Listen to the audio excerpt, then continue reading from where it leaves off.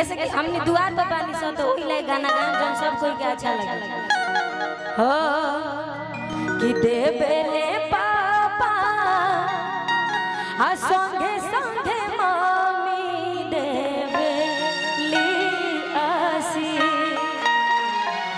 बहुत प्यारा स्वर बा, पारिवारिक स्वर बा कि देबे ले पापा आ संगे संगे मम्मी देबे ली आसी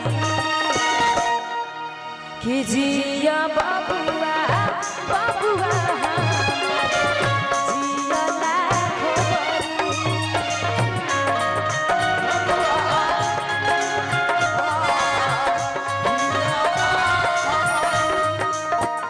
जिया बाबुआ बाबुआ जिया लाखो बरी।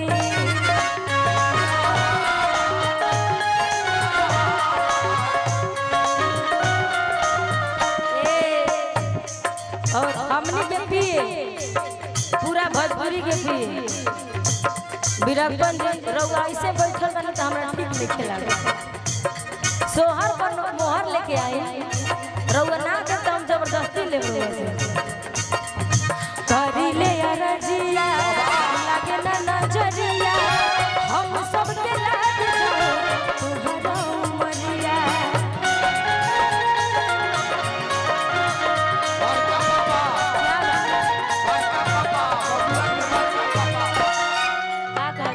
बबुआ के बड़का पापा। अच्छा बबुआ के बड़का पापा। बड़का पापा तो बड़का पापा से है तने मिलेला 1 मोरा रुपया देले बनी 1 मोरा बा। हां ई बड़की माई बाई करिले अरजिया लागे ना नजरिया हम सब के लागे जाओ तोहरा उमरिया।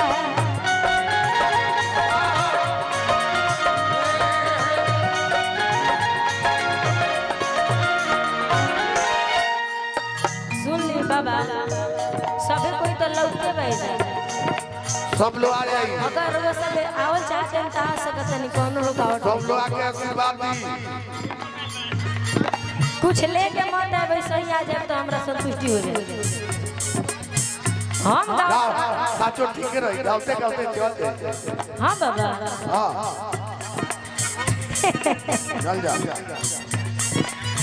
करिले अरजिया लागे ना नजरिया हम सब के लागे जाओ तोहरा उमरिया।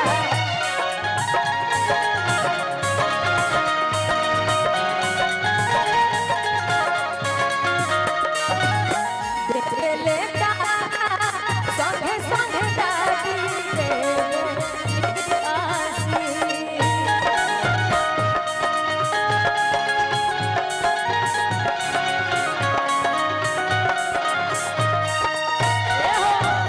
देबेले दादा संगे संगे दादी देबेली आसी। जिया बाबुआ बाबुआ जिया लाखो बरी।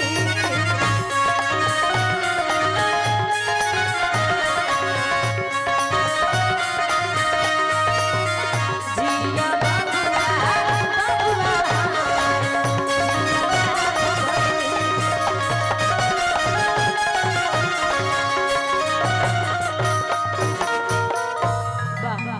ईश्वर निमन लागल होके तो तनी ताली बजा दी। समय तो कम मिल नहीं बा एगो साइड से गा ले तनी मुखड़ा ओकरा बाद से राउर आदेश रह जाओ।